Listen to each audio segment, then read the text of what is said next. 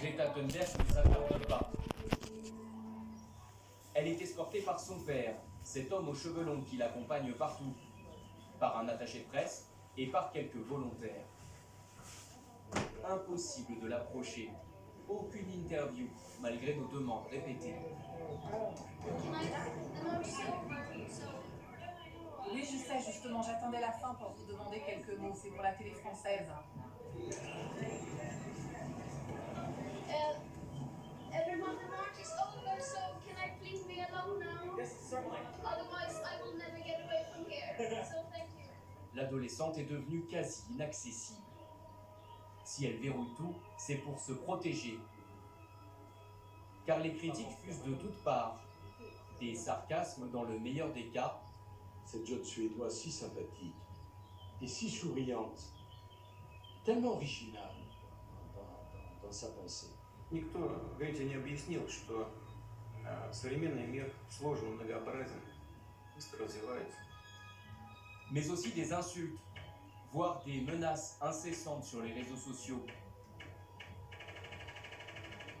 Un mannequin à son effigie a même été retrouvé pendu sous un pont en Italie. Bravo! Pourquoi tant d'agressivité autour de l'adolescente? Comment résiste-t-elle à la pression? Sur quoi se base son discours? Est-elle manipulée? Qui est-elle vraiment? Elle est une maître Jedi. Voici le quartier de Greta Thunberg, le centre de Stockholm, avec ses îles, ses façades colorées et ses rues toujours impeccables. Elle est née dans la capitale suédoise en janvier 2003. Sur cette photo, Greta a 2 ans et demi. Elle est dans les bras de son père, Svante Thunberg. À côté d'eux, sa mère, Malena Herman, tient sur ses genoux sa petite sœur, Beata. C'est fou Famille comme elle ressemble aisée, ça. Ses parents mènent leur carrière C'est fou respective comme elle ressemble à son avec père. succès. Elle vient d'une famille disons, d'artistes. Son père est acteur, sa mère une chanteuse d'opéra. C'est une famille, surtout la maman est une célébrité. En 2009, Malena Herman a même représenté la Suède à l'Eurovision.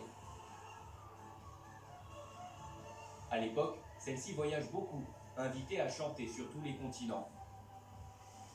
Ces gens ont toujours eu l'habitude d'avoir des journalistes chez eux, de donner des interviews, qui savent ce que c'est l'emballement médiatique, qui savent aussi ce que c'est le buzz médiatique, entre guillemets.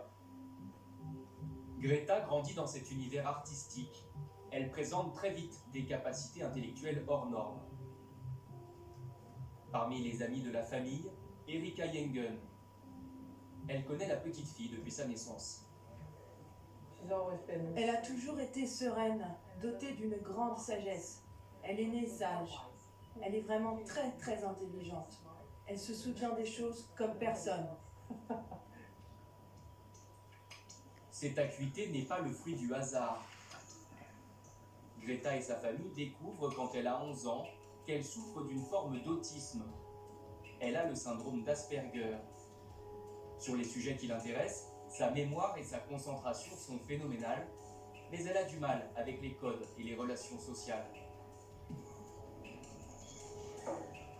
Cette journaliste l'a rencontrée plusieurs fois pour l'un des principaux quotidiens suédois. Elle décrit une enfant à part. À part, Quand je leur ai parlé sans blague. à elle et sa famille les premières semaines, On est tous à part, on est ils tous m'ont fait différents beaucoup et on est parler. tous uniques.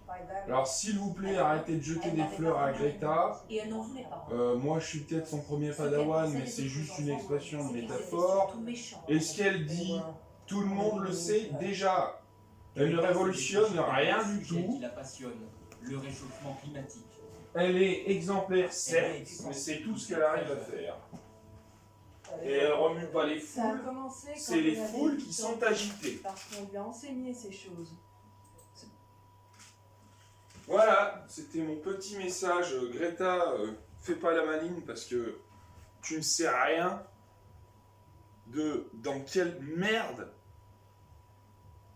la société existait déjà avant que tu débarques sur Terre, mais au moins, tu as l'honnêteté de faire avec tes moyens.